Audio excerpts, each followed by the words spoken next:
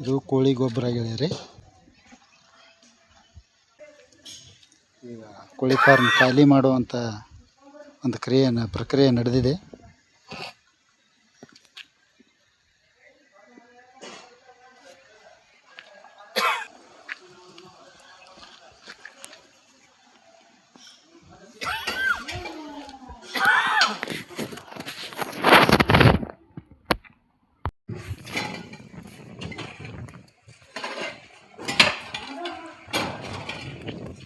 ಸಾವಯವ ಗೊಬ್ಬರ ಗೆಳೆಯರೆ.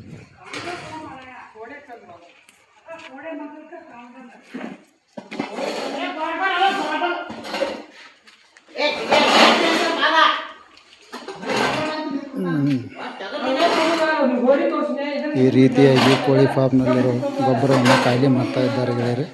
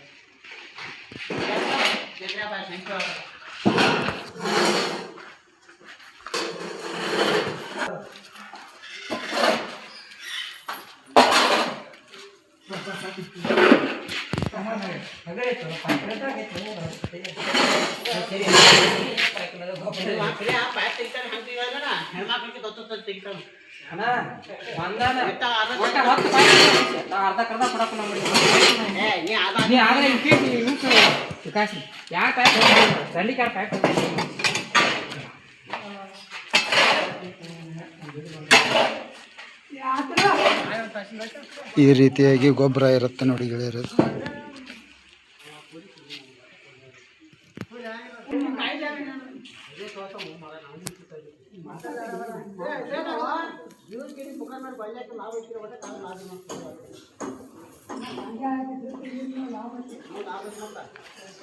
ಸಾವಯವ ಗೊಬ್ಬರ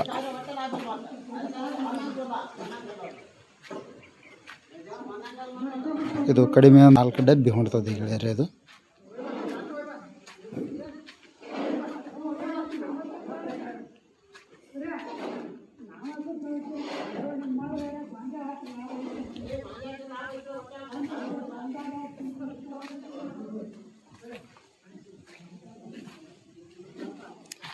ಈ ರೀತಿಯಾದಂಥ ಒಂದು ಪದ್ಧತಿ ಇರುತ್ತೆ ಗೆಳೆಯರೆ. ಇದೆಲ್ಲ ಮೊದಲು ಫಾರ್ಮ್ ಗೊಬ್ಬರನ ತೆಗೆದುಕೊಂಡು ಫಾರ್ಮ್ನ ಸ್ವಚ್ಛ ಮಾಡುವಂಥ ಒಂದು ಕ್ರಿಯೆ ನಡೀತಾ ಇದೆ ಗೆಳೆಯರೆ. ಗೊಬ್ಬರನ ತೆಗೆದ ನಂತರ ಮತ್ತೆ ಇದರಲ್ಲಿ ನೀರು ಬಿಟ್ಟು ತೊಳಿಬೇಕು ಗೆಳೆಯರೆ. ಇದನ್ನು ತೊಳೆದು ಇದರ ಮೇಲೆ ಸುಣ್ಣವನ್ನು ಸಾರಿಸಬೇಕು. ಸುಣ್ಣ ಸಾರಿಸಿ ಸ್ವಲ್ಪ ಫಾರ್ಮಾಲಿನ್ ದ್ರಾವಣವನ್ನು ಕೂಡ ಸ್ಪ್ರೇ ಮಾಡಬೇಕು ಗೆಳೆಯರೆ. ಇದರಲ್ಲಿ ಏನಾದರೂ ಒಂದು ಕ್ರಿಮಿಕೀಟಗಳು ಅದು ಇದ್ದದ್ದು ಎಲ್ಲವೂ ನಾಶ ಆಗಿ ಹೋಗೋದಕ್ಕೆ. ಯಾಕಂದರೆ ಕೋಳಿಗಳಿಗೆ ರೋಗ ಹರಡುತ್ತೆ.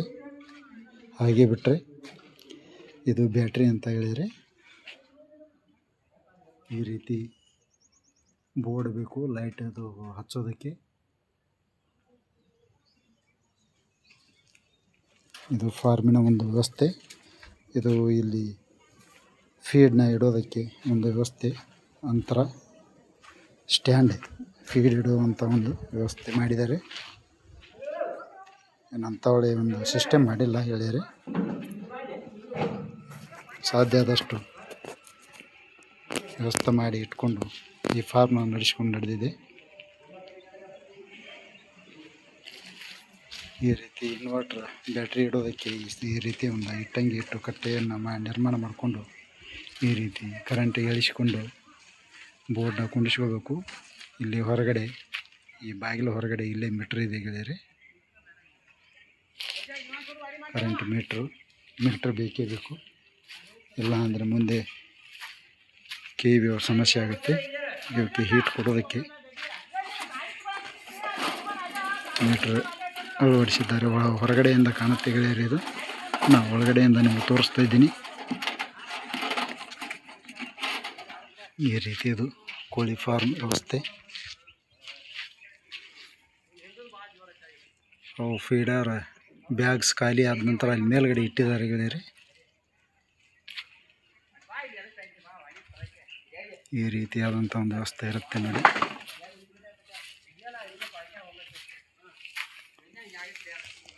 ಎಲ್ಲ ಫೀಡರು, ಈ ಡ್ರಿಂಕರು, ಆಮೇಲೆ ಈ ಫೀಡರು ಎಲ್ಲವನ್ನು ಕ್ಲೀನ್ ಮಾಡೋಕೆ ಗೆಳೆಯರೆ. ಎಲ್ಲವನ್ನು ತೊಳಿಬೇಕು. ಈ ಫೈಬರ್ ಶೀಟು ಸುತ್ತಿಡಬೇಕು.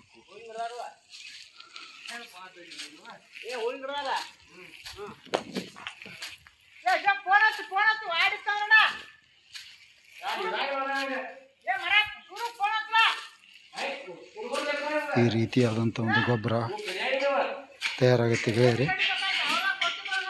ಇದು ತಳದಲ್ಲಿ ಅಂಟ್ಕೊಂಡಿರತಕ್ಕಂಥದ್ದನ್ನು ಕೆತ್ತೋದಕ್ಕೆ.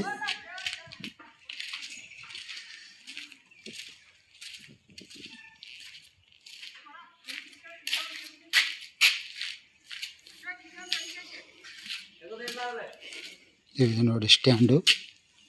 ಈ ರೀತಿ ಇರುತ್ತೆ ಇದು ಸ್ಟ್ಯಾಂಡು ಗೆಳೆಯರೆ.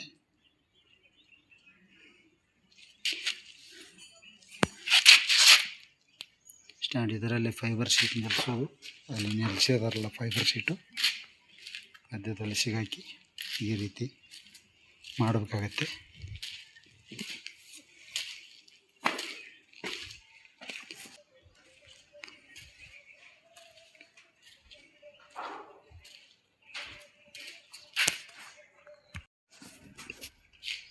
ರೈತ ಮಿತ್ರರೇ, ಈಗ ನೀವು ನೋಡ್ಬೋದು ಈ ಗೊಬ್ಬರವನ್ನೆಲ್ಲ ಈ ಕೋಳಿ ಫಾರ್ಮ್ನಿಂದ ಖಾಲಿ ಮಾಡಲಾಗಿದೆ.